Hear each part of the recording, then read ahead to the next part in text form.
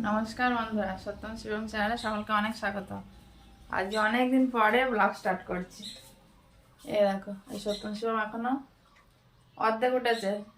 সত্যমের একটু মন খারাপ, ওই জন্য জামাটা অর্ধেক পড়েছে। আসলে কারেন্ট নেই, টিভি চলছে না। টিভি দেখে ওদের ঘুম ভাঙে, ওই জন্য ওঠেনি। তাও অপশন দিয়েছি, ওই যে ফোন দেখছে তো, ফোন শুনছে, ফোনে গান শুনছে, গান আসছে। আর শিবম এখনো ঘুমাচ্ছে, ও এখনো ওঠেনি। অনেকদিন পরে স্টার্ট করছি, কারণ আছে আসলে কদিন খুব গ্যাঞ্জামের মধ্যে কাটলো। পাড়ায় অষ্টম প্রহর ছিল, ওই পাড়ায় ছিল। সে ঘরে তো আসে থাকা যাচ্ছিল না, চারখানা চোং একদম আমাদের বাড়ির দিকে। সেই কথা বলতে হচ্ছে, তাও সেই মুখোমুখি গিয়ে। দূর থেকে কেউ কাউকে ডাকলে, কথা বললে কেউ শুনতে পাচ্ছে না, এত গ্যাঞ্জাম হয়েছে। তো কালকে শেষ হয়েছে, ওই জন্য আজকে ব্লগ স্টার্ট করলাম। আর এই গ্যাঞ্জাম হইচই হলে সত্যমের শিবমের একটু সমস্যা হয়, বেশি শব্দটা সহ্য করতে পারে না। সেই হইচইয়ের মধ্যে সে কাটছে, সে কি অবস্থা, মানে হচ্ছে কবে শেষ হবে। ঠাকুরের নাম ঠিক আছে, কিন্তু বেশি জোর করে বাজিয়ে ওইভাবে তো আরও অসুস্থ হয়ে যাবে। সে যাই হোক, মোটামুটি আমি কাজ গুছিয়েছি। এবার কি করব, এবার চলো ঠাকুরের একটু জল দিয়ে নিই। ঠাকুরের জল এখন সকালের দিকেই দিচ্ছি, কারণ শীতকালে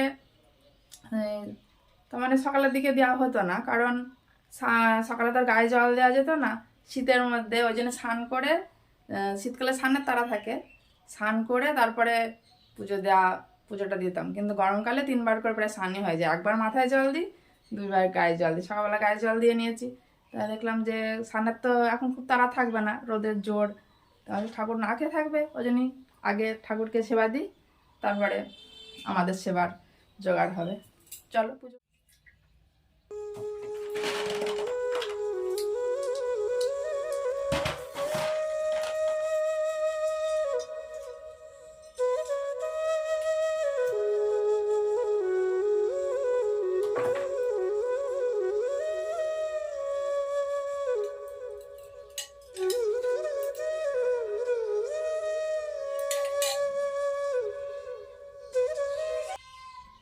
পুজো হয়ে গেল, ফুল ছাড়াই পুজো হলো। আসলে দুদিন বাড়িতে তো আর কোনো ফুল নেই, এই গোলাপ গাছে তেমন ফুল ফুটছে না এখন। তো দাদাভাই মাঠ থেকে নিয়ে আসে, আজকে আর নিয়ে আসেনি, তাই ফুল ছাড়াই পুজো হলো। আর উঠে পড়েছে, এই যে কম্বলটা ফেলে দিয়েছে, খালি গায়ে স্যান্ডো গেঞ্জি গায়ে আছে। এবার ওদের তুলতে হবে, তোলার আগে আগে কটা ভাত বসিয়ে দিয়ে আসবো, তারপরে এসে তুলবো। এই বিছানা থেকে সে নামবেও না, ওটট করে যেতে হবে, দেরি হয়ে যাবে। আগে দুটো ভাত বসিয়ে দিই, তারপরে ওদের ছাতু খাচ্ছে। কি হলো, শিবম বসে আছে কেন? সব তাতে লেট, খাট থেকে নামছিল না, জোর করে নামিয়ে নিয়ে এসেছি, রেগে গেছে। কারেন্টও আসেনি, মেশিন রেডি করলাম আর কারেন্ট আবার চলে গেল। একটুখানি এসেছিল, সেই দেখে মেশিনগুলো রেডি করলাম, কিন্তু আবার চলে গেল। আমি রান্নার দিকে বসিয়ে দিয়েছি। মোচা, কালকে মোচা কেটেছিলাম, কালকে বিকালবেলা মোচা কেটে রেখেছিলাম, তো মোচা রান্না হবে। চলো আগে রান্নাঘরে যাই, তারপরে দেখছি। ফুটে গেছে, পাশে দিয়ে দিয়েছি। আর মোচার আলু, মোচার ঘন্ট হবে। জল ফুটে আমারই দেরি হয়ে গেল।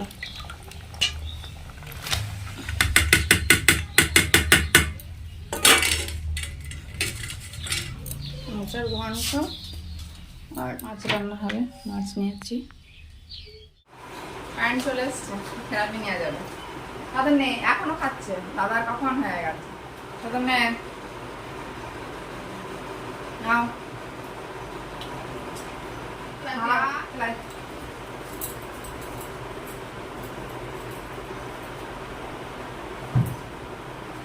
সব কারেন্টটা চলে আসা তো ভালো হলো, থেরাপিটা নিতে পারবে।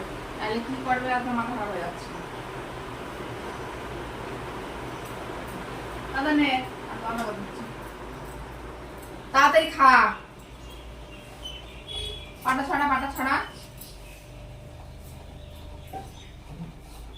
দুদিন আগে একটু জ্বর এসেছিল, হঠাৎ করে জ্বর এসেছিল, সেই থেকে ভালো করে খাচ্ছে না, মুখ নষ্ট হয়ে গেছে।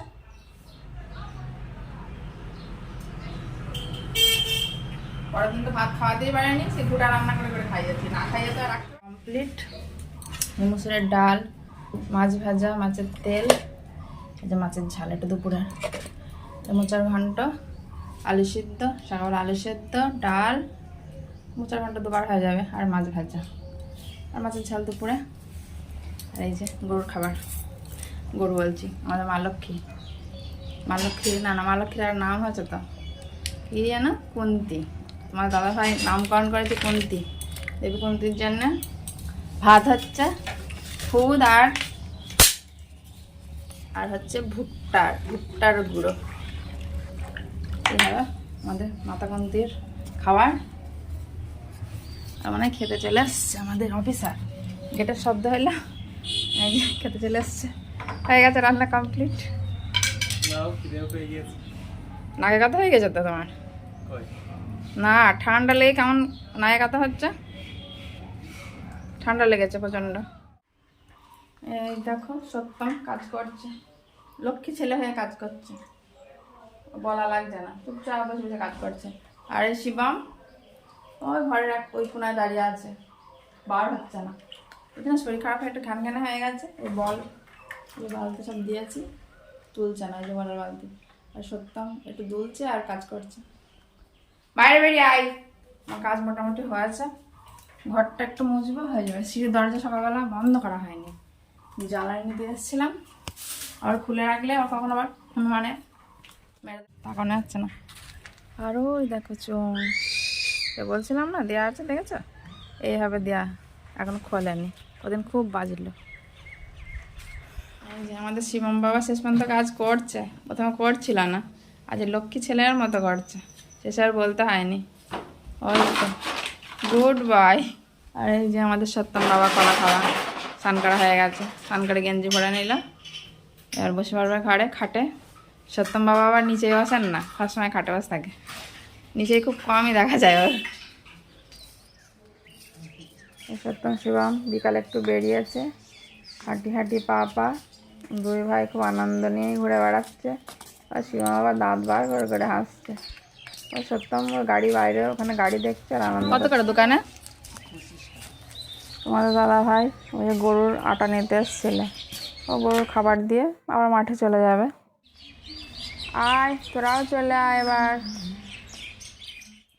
এবারে সত্যম শিবমকে নিয়ে কাজ করাতে বসেছি। সন্ধ্যা এখনো হয়নি, একটু পরে সন্ধ্যা হয়ে যাবে।